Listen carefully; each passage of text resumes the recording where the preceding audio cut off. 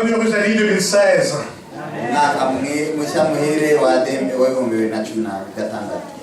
Merci d'être présent au rendez-vous du début d'année et au rendez-vous de la journée décrétée par la division nord-américaine.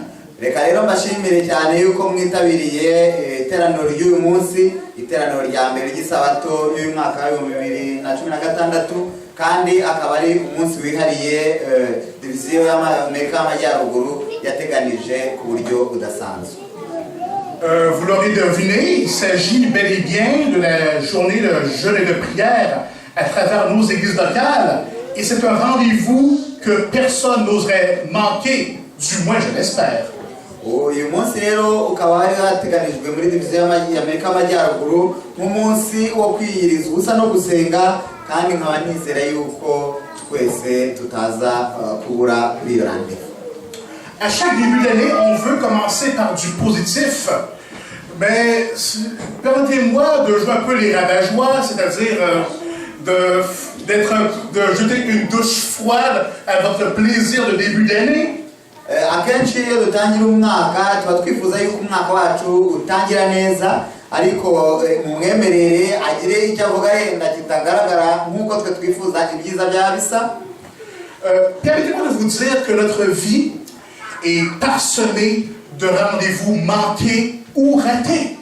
Reka mbabwire yuko ubuzima bwacu uko buri bubamo byinshi bibaho mu byo tutifuza cyangwa se tugakora ibyo tutari twagena.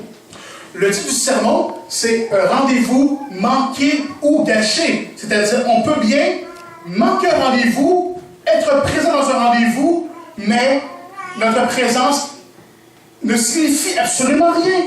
Ikibwirizwa rero cy'uyu munsi yateguye yise rendez-vous manqué ou gâché, ni ukuvuga ngo gahunda wakerewe utitabiriye cyangwa zitagenze kuko wayifuzaga. Et ces rendez-vous manqués peuvent, au cours des dommages collatéraux, non seulement pour nous autres, mais pour la vie des plus jeunes, des enfants et de ceux qui sont jeunes dans la foi. Gahunda rero icyo turafatanga nka rendez-vous bishobora kuba gahunda umuntu yaguhaye cyangwa gahunda zisanzwe zo mu buzima, iyo itabashije kugenda uko wayiteguye cyangwa se ntubashe gukora ibyo wari uteganije, hari ingaruka zishobora kuba kuri wowe cyangwa se zikaba ku bandi cyane cyane abakiri bato, byaba mu by'umwuka cyangwa iby'umubiri. On va voir l'étymologie du mot rendez-vous. C'est le mot rendre et vous, c'est-à-dire rendez-vous dans un lieu particulier.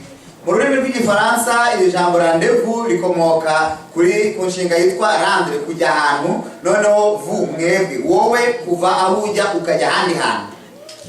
À supposer que le président des États-Unis vous invite grâce à un contact privilégié, allez-vous manquer ce rendez-vous? Je suppose que vous allez vous préparer, vous habiller, être en bon québécois sur votre 31. Reka dufate yuko perezida wa Amerika yenda agutumiye akaguha rendez-vous, akaguha gahunda akuraritse. Ese ahari iyo gahunda wananirwa kwitabira? Oya, ntekereza yuko wafata umwanya wo kwitegura hakiri kare kugira ngo utaza no kwikererwa ukambara neza rwose ku buryo uba ukeye. Mais dites-vous bien une chose, je peux comprendre que c'est un peu négatif la façon dont j'aurais pu donner comme titre un rendez-vous à ne pas manquer, mais c'est volontairement que j'ai choisi ce titre. Byashoboka rero yuko yenda yari kuvuga ngo gahunda udakwiriye kuzasiba, akaba yabasha kwishyira mu magambo asa naho ari positif cyangwa se meza kurushaho, ariko yahisemo kuvuga gahunda utitabiriye ku buryo yabihisemo gutyo nyine kubera ikibwirizwa ashaka kubwiriza uyu munsi. En dépit du fait que nous avons manqué ces rendez-vous, mais Dieu est constamment au rendez-vous. C'est sûr qu'il y a des politiques d'aliénation avec Dieu, mais tout peut être pardonné. Imana rero yaturarikiye gahunda, iyo gahunda akenshi ntituyitabira, ariko Imana yacu yo ikomeza kuba aho idutegerereje ndetse ikatubabarira n'amakosa yacu. Je vous invite à courber vos têtes pour la prière. Bon et tendre Père Céleste, nous voici devant toi en ce début d'année. Et nous voici dans cette période de jeûne et de prière, car nous en avons tellement besoin. L'année qui vient de passer fut une dure année, une année éprouvante. Et tu semblais peut-être absent, mais en dépit du fait que ta présence semblait ne pas être là, tu étais présent parmi nous. Merci d'être au rendez-vous et assiste-moi, couvre-moi de tes ailes et que ton Esprit Saint me saisisse. Également, mon traducteur. C'est en Jésus ton Fils que nous te prions. Amen. Amen. Donc, comme je l'ai mentionné, notre vie est parsemée de rendez-vous ratés et souvent de fois, quotidiennement, il nous arrive de manquer un rendez-vous chez le docteur, chez le médecin ou autre part. Nkuko rero twatangiye tubivuga mu buzima bwacu hari gahunda nyinshi tutitabira cyangwa se dukererwa bibaho yenda yuko ufite gahunda kwa muganga cyangwa se ufite indi gahunda yari yose wararikiwe ntubashe kwitabira nk'uko biteganijwe. Enfin, les manquements au rendez-vous, c'est tellement habituel, c'est tellement monnaie courante que certaines cliniques ont décidé d'adopter une politique d'annulation de rendez-vous. Ibintu rero byo kutitabira za gahunda wahawe cyane cyane mu bikuri kwa muganga ni ibintu abantu bakora buri munsi ku buryo byagezaho isaba ko amavuriro ashyiraho gahunda noneho yo kuba abantu bashobora kubamenyesha yuko batazitabira gahunda. Comme par exemple, une clinique avait décidé que dorénavant, tout patient qui ne se présenterait pas à son rendez-vous médical sans avertir au moins 24 heures à l'avance, ubwibyo rero ubu ngubu hashyizweho politiki yo kuba umuntu utaritabira gahunda yahawe kwa muganga ndetse akaba atahamagaye nibura amasaha 24 mbere ngo ayikureho, il se verra facturer des frais de $25. Agomba kwishyura amadolari 25 y'amande. Et dans ce cas-ci, si un manque au rendez-vous, un patient qui espérait avoir un rendez-vous pourra bénéficier de ce rendez-vous raté. Bityo rero nukuvuga ko iyo gahunda wowe utitabiriye hari undi wari uyikeneye utayihawe kandi wagombye kuba yabasha nyine kuyikoresha icyo wowe utayikoresheje. Parce que l'être humain tel qu'il est tellement bien dans son petit confort personnel, on se dit oh, j'ai autre chose à faire, c'est pas bien grave, mais le professionnel de la santé est occupé. C'est un manque de respect flagrant. Usanga rero akenshi ukutitabira gahunda nk'uko biterwa n'agaciro gacu twiha ndetse no kwihugiraho ukavuga uti nta kibazo ngewe ndumva nanarembye cyane nshobora kutajyayo, ariko twagombye kuzirikana yuko uriya muganga udutegereje we afite ibindi agombye kuba ari gukora. Kuba rero wamwiciye gahunda ni ukubura icyubahiro tugomba abandi. Enfin, les mauvaises excuses face aux invitations aux appels divins étaient des excuses vraiment bidons, si vous me permettez l'expression, des excuses n'ayant aucun sens. Bityo rero turebye mu byerekeranye n'iby'umwuka kutitabira gahunda Imana iturarikira buri munsi, impamvu dutanga zijya gusa nk'izo ni impamvu mu by'ukuri zidashinga. Alors je vous invite à ouvrir vos Bibles et à relire les quelques versets du texte de méditation trouvés dans Matthieu 14, versets 16 et 18. Reka rero mbararikire kujya muri Bibiliya yacu muri Matayo mu gice cya 14 turasoma umurongo wa 16 kugera ku murongo wa 18. Ok, Matthieu 14, versets 16 et 18. Oh, je m'excuse. C'était Luc. Ok, ni muri Luka igice cya 14 ntabwo ari muri Matayo. Luka igice cya 14. Tu vas lire directement, tu peux le lire tout de suite. Je vais le lire tout de suite. Nawe aramubwira ati hariho umuntu watekesheje ibyo kurya byinshi ararika benshi, igihe cyo kurya gisohoye atuma umugaragu we kubwira abararitswe ati muze kuko bimaze kwitegurwa. Bose batangira gushaka impamvu z'urwitwazo bahuje umutima. Uwa mbere ati nabuze umurima nkwiye kujya kuwureba ndakwinginze mbabarira. Undi ati nabuze amapfizi 10 yo guhinga ngiye kuyagerageza ndakwinginze mbabarira. Undi ati narongoye nicyo gituma ntabasha kuza. En fait, et si je lis un peu plus loin, quelques versets plus loin, après le verset 18, un autre dit, j'ai acheté 5 paires de bœufs et je vais les essayer. Excuse-moi, je te prie. Un autre dit, je viens de me marier et c'est pourquoi je ne puis aller. Je m'arrête là. On va essayer d'analyser ces excuses-là. En fait, Ellen White, dans le livre des paraboles de Jésus, mentionne ceci. Jésus lisait dans le cœur de ces prétentieux et fixant sur lui les regards. Turebye rero izi mpamvu aba bantu bagiye batanga turabona amagambo ahangaha ino yanditse abisobanura ko Yesu Kristo yasomaga mu mitima y'abari ababeshyi akabona rwose yuko batazi ibyo barimo. Il développa devant ces gens réunis la nature et la valeur de leurs privilèges actuels. Yabonaga ahanini ukuntu abantu baha agaciro kanini privilege cyangwa se ibyubahiro cyangwa se privilege bafite muri icyo gihe. En fait, aucune de ces excuses n'était fondée sur une réelle nécessité. Celui qui devait aller visiter son lopin de terre l'avait déjà acheté. Urebye rero izi mpamvu batangaga ubona rwose ko ari impamvu zitafatikaga kuko uriya bavuga ko afite umurima yaguze agiye gusura ntabwo yavuga ko agiye gusura umurima ngo azawugure yari yararangije kuwugura. En fait, il avait tellement hâte de voir son lopin de terre, il venait de l'acheter. Donc il avait largement le temps d'aller le visiter. Après, de pouvoir l'admirer. Mais il y avait une invitation. Ni ukuvuga ko kubera ko umurima yari yarangije kugura yari afite noneho wari uwo yari afite umwanya wo kuzawusurira igihe ashakiye ndetse akawusura ku rugero ashaka ariko yabigize impamvu yo kutitabira gahunda yari yararikiwe. Donc les bœufs étaient aussi déjà achetés, donc c'était la seule satisfaction qu'il avait de pouvoir les essayer. Et la troisième excuse, undi rero twabonye uwa kabiri nawe twabonye yatanze indi mpamvu avuga yuko ngo yaguze amapfizi 10 yo guhinga akaba agiye kuyagerageza urumva iyi mpamvu nayo ntabwo yafatikaga. Donc je veux dire la troisième excuse n'avait pas plus de valeur que les deux autres. Iyo rero turebye noneho kuri impamvu uwa gatatu yatanze nayo ntabwo ari ifite agaciro karuta ako izi mpamvu zindi zari zatanzwe mbere. Le mariage n'était même pas une raison pour décliner l'invitation, car la femme aurait également été la bienvenue.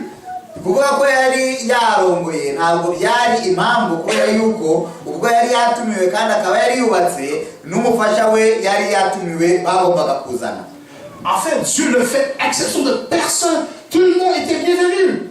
Ni ukuvuga iyo Imana iturarika twese n'abacu n'inshuti nta n'umwe ubuhejwe. Donc, voyez-vous, ces excuses montraient en fait qu'il n'était pas intéressé à recevoir le salut. On est tellement confortable, notre confort personnel prime sur notre salut. Aha rero murabona yuko mu by'ukuri ikibazo cyari gihari nuko batifuzaga kwitabira iriya gahunda. Iyo Imana iturarikira agakiza kacu iduha usanga tugaha agaciro gato kurusha undi munezero twifitiye bityo ntitwitabire ubwo butumire. Dans cette parabole du grand souper, Jésus a voulu évoquer les bénédictions offertes par l'évangile. Iyo hano batubwira ko nyir'urugo yatekesheje ibiryo byinshi ni igishushanyo kitwereka ubwinshi cyangwa se ubunini akamaro kanini agakiza kacu gafite. En tous les cas, je ne sais pas comment ils ont fait pour refuser un tel rendez-vous, mais en fait, ce banquet était préparé par Dieu lui-même. Nkuko rero turabona ko abantu bashatse impamvu zidafatika ariko iri funguro ryari ryatumijwe n'Imana ubwayo. C'était absolument gratuit, $0, rien à payer. Nta mu bari batumiwe bose nta n'umwe wasabwaga kwishyura n'ifaranga rimwe. Tout ça aux frais de l'Éternel. Kugira ngo rero Imana ibararikire ifunguro ryishyuye bakaba batabasha kuryitabira. Là, on parle de la parabole souper, mais aujourd'hui, c'est la journée de jeûne et de prière. Mais pour les plus jeunes, est-ce que ça vous semble un peu paradoxal de quoi que je parle? Ese uyu munsi umuntu yakwibaza ati ko batubwiye yuko ari umunsi wo kwiyiriza ubusa no gusenga bakaba bari kutubwira iby'ibiryo murumva ibyo bintu byaba bifite aho bihuriye? Mais en fait, le jeûne, c'est une invitation, c'est un rendez-vous à ne pas manquer. impamvu bivuga nuko no kwiyiriza ubusa ni gakunda umuntu Imana iturarikira tudakwiye gusiba. Le jeûne est un accès privilégié à être intime, à avoir une relation intime avec Dieu et même d'avoir un accès privilégié à la gloire de Dieu. N'umwanya w'icyubahiro mu by'ukuri umwanya Imana idutumira kugira ngo tugirane ibihe byihariye by'umubano ukomeye hagati yacu nayo en direct. Enfin, le jeûne équivaut à s'humilier, à humilier son âme et montrer notre dépendance envers Dieu. Niyo mpamvu iyo umuntu yiyiriza ubusa yicisha bugufi kugira ngo yereke Imana rwose yuko ariyo shingiro rya byose kuri we. Non seulement il est encore pratiqué pour se préparer à la rencontre de Dieu, mais également pour se lamenter. Niyo mpamvu uko abantu biyiriza ubusa mu gihe cya Yesu ndetse ari nako dukwiye kubikora uyu munsi, ntabwo ari umunsi wo kwiyiriza ubusa gusa, ahubwo ni umunsi wo gusenga no gutura Imana amaganya yacu. Et pour implorer des faveurs qui, ordinairement, seraient difficiles à demander, mais par le jeûne, on a du temps à consacrer à Dieu. Maze kuri uwo mwanya wihariye twahaye Imana tukayisaba n'ibyo tutagatinyutse kuyisaba mu bindi bihe. Nous jeûnons également pour le pardon collectif ou individuel, pour recevoir la lumière qui vient là-haut. Kandi kwiriza ubusa ni umwanya wo gusaba imbabazi ku byaha rusange byakozwe natwe cyangwa n'abandi, bityo tukabona urumuri rukomoka ku Uwiteka. Et le jeûne est inséparable de l'aumône. C'est l'occasion privilégiée de faire du bien autour de soi pour défendre la veuve et l'orphelin. Kandi ukwiriza ubusa nanone kwabaga ari umwanya cyangwa se gukwiye no kuba umwanya wihariye wo gukora ibyiza, umwanya wo kwita ku bababaye, ku mfubyi n'abapfakazi. Donc le jeûne est l'occasion pour se départir de nos plaisirs quotidiens et être au rendez-vous pour les moins nantis. Bityo rero ukwiyiriza ubusa ni umunsi wo kwibabaza ariko dufata ku byo dufite tukabifashisha ababikeneye kuturusha. Et c'est un moyen de préparation. Rappelons-nous que Jésus lui-même fit cet acte d'abandon en se confiant au Père, en passant du temps avec son Père dans le désert. Kandi ngira ngo muribuka neza yuko na Yesu Kristo ubwe yafashe igihe gisa nk'icyo ubwo yamaranaga iminsi yo kwiriza ubusa n'Imana mu butayu. Et le jeûne était, par l'Église chrétienne, nous permettait d'attendre le retour de Christ, c'est-à-dire les gens en attente, ça symbolise également l'attente du retour de Jésus. Kandi ukwiriza ubusa ni n'ikimenyetso kigaragaza yuko dutegereje Yesu Kristo by'ukuri. Parlant de rendez-vous caché, pensons aux pharisiens qui étaient passés maîtres dans l'art d'argumenter. Reka noneho dutekereje kuri gahunda umuntu yitabira, ariko noneho ntayitabire mu buryo bukwiriye. Tureba abafarisayo babaga bafite impamvu ku kintu icyo ari cyo cyose. Enfin, le jeûne est l'occasion rêvée pour enterrer la hache de guerre, pour faire la paix, ne serait-ce que temporairement. Lorsqu'on jeûne, avons-nous le temps d'argumenter? Bityo rero niyo mpamvu iyo umuntu yiriza ubusa atagombye gufata umwanya wo gushakira impamvu ibyo yakoze cyangwa atakoze, ahubwo ni umwanya wo gutanga imbabazi no kwihuza ndetse no gutanga amahoro. Donc, peu importe nos divergences d'opinion, on se réunit, on prie, on a un but commun, le but de résoudre des problèmes spirituels, que ce soit dans nos vies, dans la vie d'autres familles ou dans la vie de nos églises. Bityo rero no mu bo twaba tudahuje yaba ibitekerezo cyangwa se dufitanye ibindi bibazo, umwanya wo kwiriza ubusa no gusenga ni umwanya wo guhuriza hamwe umutima, tukababarirana, tugasengera itorero, tugasengera abavandimwe bacu n'umuryango muri rusange. En effet, donc je vous invite à lire Marc chapitre 2, versets 18 à 20. Reka turebe rero muri Mariko igice cya kabiri, Mariko igice cya kabiri umurongo wa 18 kugera ku wa 20. Mariko igice cya kabiri umurongo wa 18 kugera ku wa 20. Est-ce qu'on y est presque? Twaba twageze muri Bibiliya zacu kuri Mariko igice cya kabiri umurongo wa 18 kugera ku wa 20. Ok. Les disciples de Jean et les pharisiens jeûnaient. Ils vinrent dire à Jésus, pourquoi les disciples de Jean et ceux des pharisiens jeûnent-ils, tandis que tes disciples ne jeûnent point? Jésus leur répondit, les amis de l'époux peuvent-ils jeûner pendant que l'époux est avec eux?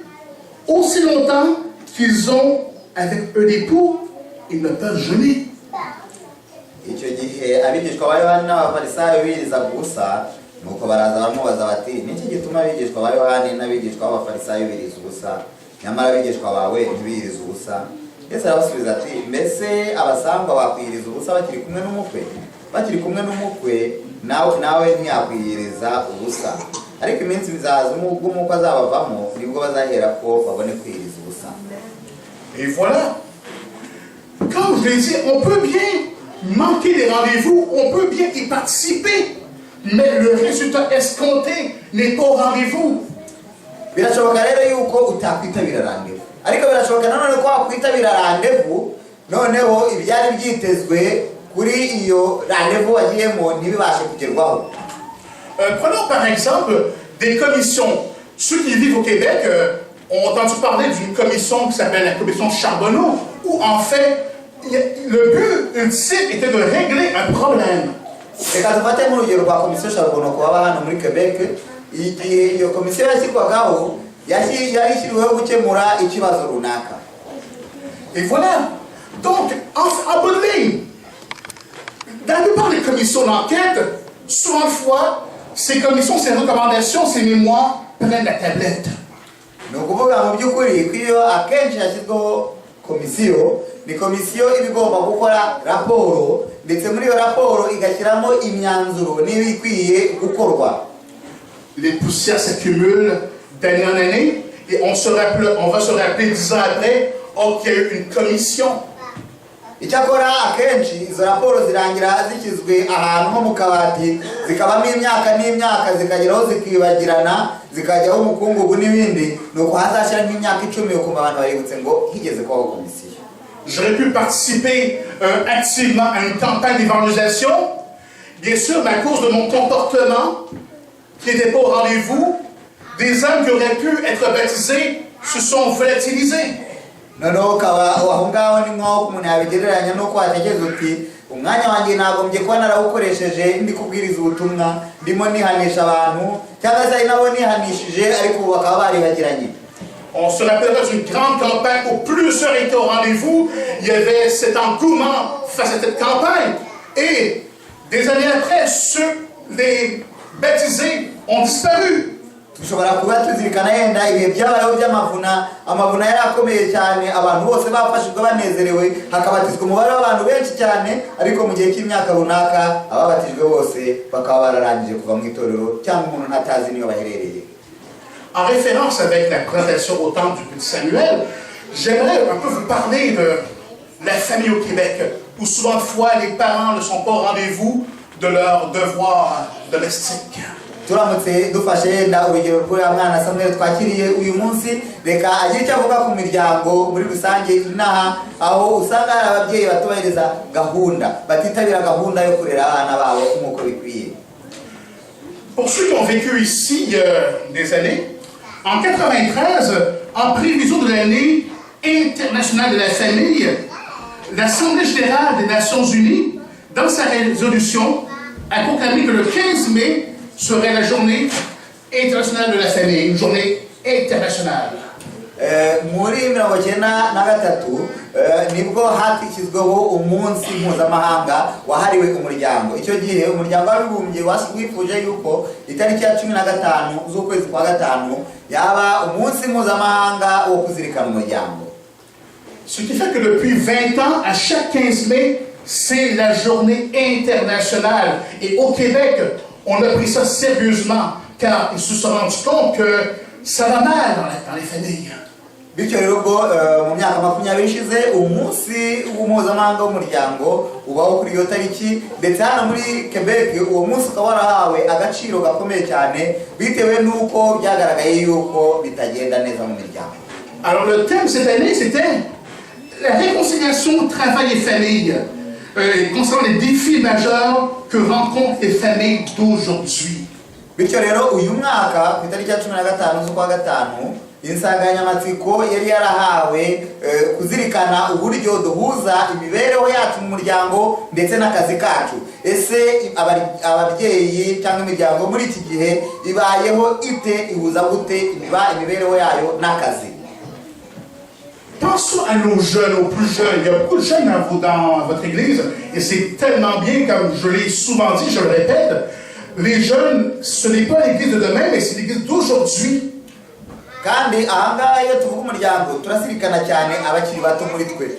Biranezeza cyane kubona ko mu itorero ryacu dufite abakiri bato benshi, kuko nubwo akenshi bakunze kuvuga ngo ni itorero ry'ahazaza, ni n'itorero ry'uyu munsi.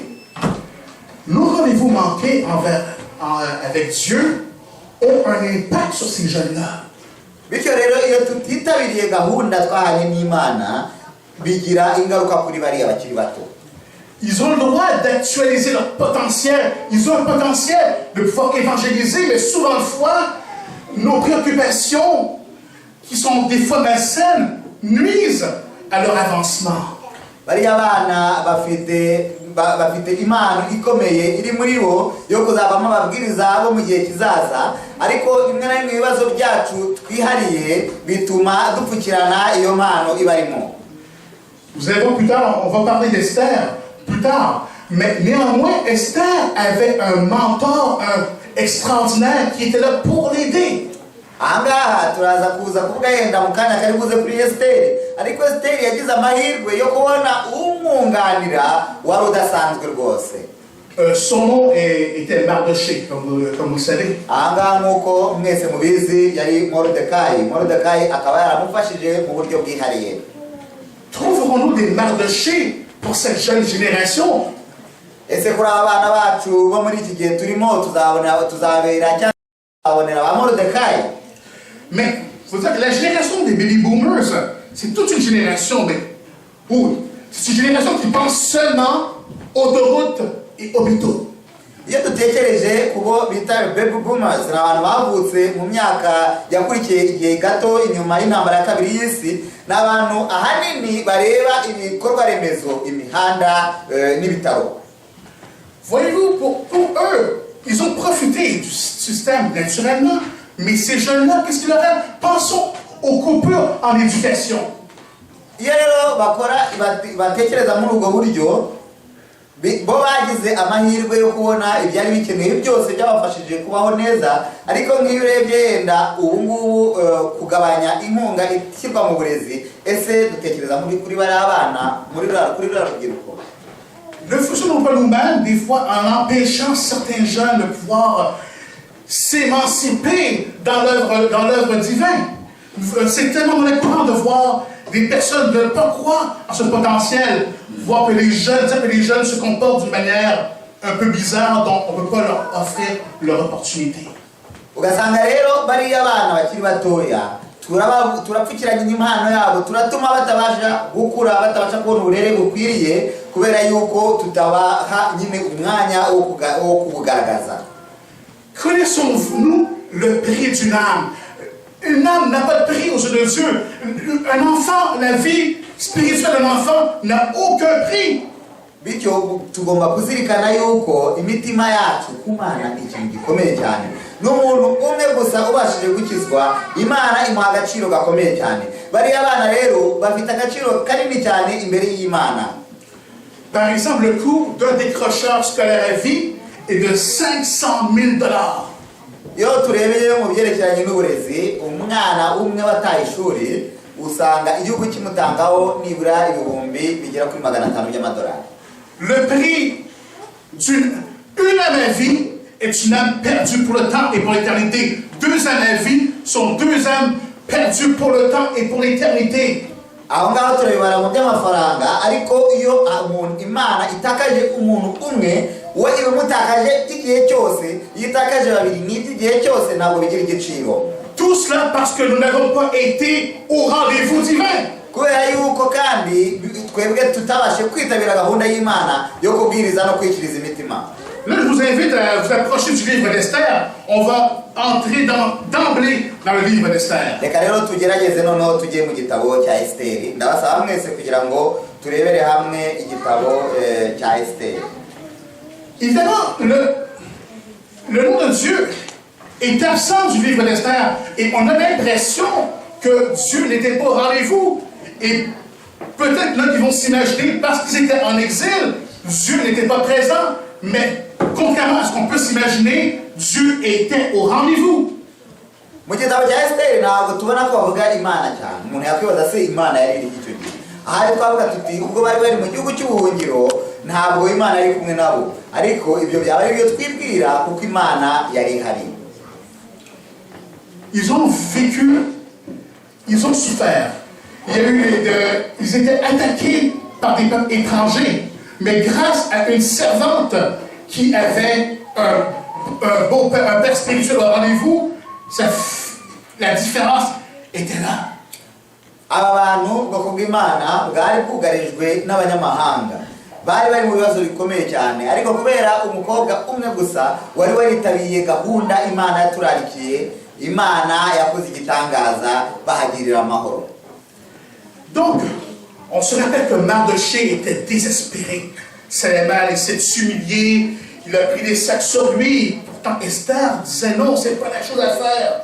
Ngirango turabeka ko Moridekayi yari asuzuguwe cyane ndetse yaracishijwe bugufi, yari yakorewe ibyo umuntu atakwifuza gukorerwa, ariko Esther yaravuze ati ntabwo bikwiriye.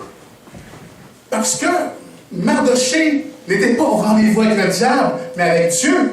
Il décidait de ne point fléchir les genoux devant une autre personne que Dieu lui-même. Et il a failli y passer. Moridekayi kuko yari yaritabiye gahunda y'Imana ntabwo yemeye gupfukamira ibigirwamana, ndetse yahagaze ashikamye kuko gahunda yari afite yarayifitanye n'Imana ntiyarayifitanye na Satani. Donc Haman se rendit auprès du roi. Il se donna rendez-vous auprès du roi pour l'encourager à signer un décret qui, selon la loi des Mèdes et des Perses, ne peut être abrogé. Enfin, ok. Mardochée, pas Mardochée, en fait, Haman avait été voir le roi, le forçant à signer un décret sur lequel la loi des Mèdes et des Perses ne peut être abrogée, selon la coutume de l'époque. Maze icyo gihe Namani yegera umwami amusaba yuko yashyira umukono ku itegeko ryavugaga yuko amategeko y'Abamedi n'Abaperesi adakwiye guhinduka. Et voilà, donc Esther n'était pas d'accord. Donc elle se disait, elle n'était pas d'accord avec Mardochée. Après ce décret, Mardochée disait à Esther, mais écoute, Esther, tu dois te rendre auprès du roi, prépare-toi. Mais Esther était contre. Maze igihe Moridekayi yabonaga ko bidakwiriye ndetse na Esther yabonaga ko bidakwiriye, ariko akaba abona adashobora kubikora, maze Moridekayi aramubwira ati iki nicyo gihe Esther kigeze ngo ujye imbere y'umwami ujye gusobanura iki ngiki ngiye kukubwira. Esther se devait d'être au rendez-vous. Elle se devait d'être au rendez-vous. Mardochée était un père spirituel très strict, mais il comprenait l'importance d'être présent à ce rendez-vous. Esther yasabwaga kwitabira gahunda ukurarika kw'Imana muri uwo mwanya, ariko Moridekayi kubera yuko ari we wari umuherekeza we mu by'umwuka, ntiyabasha kumuha umwanya wo kwanga se cyangwa se gusiba ubwo kurarikwa. Aravuga ngo iki nicyo gihe ugomba kwitegura kujya kubonana n'umwami ukamusobanurira ibikurikira. Je lui ai fait comprendre que si tu ne le fais pas, quelqu'un d'autre devrait le faire. Et finalement, Esther consentit, mais elle a dû se préparer avant cette rencontre avec le roi. Maze aramubwira ati itegure kuko ugomba kubikora, kandi nutabikora hari undi ukwiye kubikora. Maze uko Moridekayi yakomezaga kwinsista, Esther yumva neza yuko bikwiriye ko agomba kubikora, ndetse atangira kwitegura hakiri kare kugira ngo yitabire ubwo butumire. Alors, ouvrons nos Bibles au chapitre d'Esther, chapitre 4, versets 15 et 16. Tugere rero mu gitabo cya Esther mu gice cya 4 umurongo wa 15 kugera kwa 16. Esther le voyait dire à Mardochée, va, rassemble tous les Juifs qui se trouvent à Suse et jeûnez pour moi sans manger ni boire pendant 3 jours, ni la nuit, ni le jour. Moi aussi, je jeûnerai de même avec mes servantes, puis j'entrerai chez le roi malgré la loi, et si je dois périr, je périrai. Nuko Esiteri atuma kuri Moridekayi aramusubiza ati genda uteranye Abayuda bari i Shushani bose mwirize ubusa munsabire mumare iminsi 3 ku manywa na nijoro mutagira icyo murya cyangwa munywa nanjye n'abanjye tuzabigenza dutyo kuko niko nzasanga umwami nirengagije itegeko kandi niba nzarimbuka nzarimbuke. Mais voyez-vous le dilemme? Mais finalement, elle n'a pas hésité. Mais avant de se rendre à un rendez-vous, ça implique une préparation. Comme je l'ai mentionné au début, lorsqu'on veut rencontrer un président, quelque chose d'important, on se prépare. Mu byukuri ahangaha Esiteri ntabwo yasibye gahunda yarayikirwaga yagiye nk'uko byari biteganijwe ariko yabanje kwitegura nk'uko twabivuze umutegetsi agutumiye nk'umuperezida ntabwo wajya muri gahunda utayiteguye nawe yabashe gusa kubanza kwitegura afata umwanya wo gusenga no kwiriza ubusa kugira ngo ategure iyo gahunda. Nous allons voir une chose. Comme je l'ai mentionné, le nom de Dieu est absent, mais sa providence divine était bien présente dans cette histoire. Hano muri iki gitabo ntabwo tubona bavuga Imana mu izina ariko nubwo tutabona izina ry'Imana ubwayo Imana yari ihari kubw'ubuntu bwayo ikomeza ababo bombi. Ce livre était plein de rebondissements. Je vous invite à le relire en ce début d'année, juste pour question d'encouragement, pour vous souvenir que Dieu est constamment au rendez-vous pour vous. Muri iki gitabo cya Esiteri ubona yuko habayemo amahinduka menshi habayemo ibyagenze n'ibitaragenze neza ibintu bigenda bihindagurika ariko ndagira ngo mbasabe kujya mu iki gitabo ubwo dutangira umwaka muzongere mu gisome maze murebe amagambo arimo abasha kubakomeza kugira ngo musobanukirwe ko Imana yacu ihorana natwe iteka ryose. Le jeûne et la prière, comme je l'ai dit, c'est une occasion de rassemblement. Mais là, il faut pas que ça devienne un rendez-vous gâché, car après avoir jeûné, il nous arrive des fois d'argumenter sur un problème qui a duré depuis tellement longtemps. Reka rero igihe dutekereza ku kwiriza ubusa no gusenga dufate iyo gahunda nka gahunda tudakwiye kujyamo kugira ngo tutayisiba ahubwo gahunda dukwiye kujyamo ikanasanga umusaruro twari twiteze kuko ahubwo tuyijyamo ariko ntitugira iki tumarira kuko tuyijyamo tugiye mu mpaka rimwe na rimwe no gutangira gushwanira ibitaragenze neza byo mu bihe byashize. Que le rendez-vous raté à cause d'excuses ne valait absolument rien. Imaginez-vous, même Moïse avait trouvé des excuses pour ne pas aller en mission.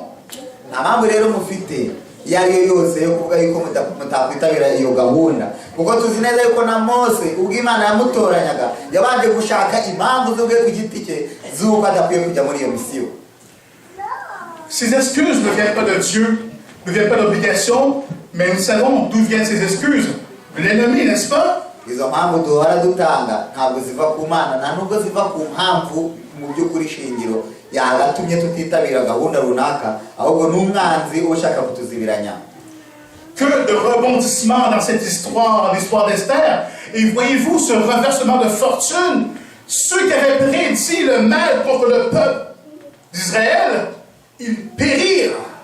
Mu by'ukuri mu gitabo cya Esiteri tubonamo ibintu uko byagiye bihindagurika kenshi ibyiza n'ibibi byari bigoranye n'ibitagoye ariko icyiza kirimo nuko tubona yuko byarangiye neza maze abifurizaga inabi ubwoko bwa Isirayeli akaba ari we yagezeho. Donc les fils d'Aman furent l'artisan de leur propre malheur. Ils avaient projeté de les tuer et c'est Esther elle-même qui demanda à ce qu'ils soient pendus. Maze babandi bari baragambiriye kwica ubwoko bw'Imana Esiteri ubwe niwe wategetse yuko babambwa. Parce que pour vous, quand votre épouse sort à l'extérieur, c'est un rendez-vous. Bityo rero uko iyo gahunda babaye uko bitegura uwo munsi mukuru niko tugomba guhora natwe twiteguye akaba ararikira abagabo baraha kuzajya mutegura abagore banyu mugiye gusohoka kugira ngo mwitegure umunsi mukuru mugiyemo kubera yuko buri gahunda yose iba ifite agaciro mu maso yanyu ndetse no mu muryango. Esther s'est faite toute belle, pas pour le roi, mais il faut épater la galerie des fois. Il faut se mettre sur 31. Alors, messieurs, soyez fiers de vos femmes. Vos femmes